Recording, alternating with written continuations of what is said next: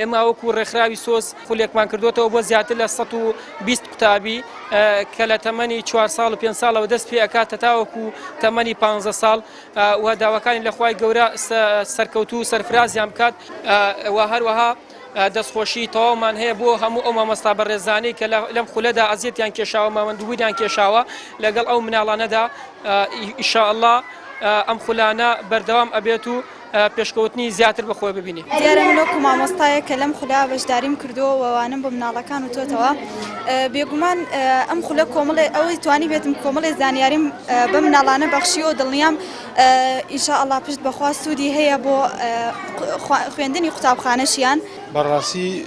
حەزەکەم پێش ئەوە سوپاسی خوا بکەین کە ئێمە لەم شاری کەلارە بەڕاستی کۆمەڵی ڕێکخراو و دروست بووە جێی دەستخۆشیە لە هەر هەمویان کە ئێستا لە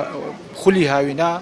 بۆ زیاتر ڕۆشنبیریکردنی مناڵەکانمان بە ڕۆشنبیرێکی ئیسلامیانە و مسلمانانە ئینشاءالله تەمەناکەم ئینشاءالله نمونەیان زۆر بێ و ئەم مناڵانیش سوودیان لێبینیوە بەڕاستی ئەمە ئەتوانم بڵێم جیاوازتر لەوانەکانی قوتابخانە ئەمە کۆمەڵێک ئادابی تایە ئەو ئادابانە زۆر گرنگە وەکو ئێمە مناڵی مسلمانی کورد پێویستە ئەو ئادابانە فێر ببن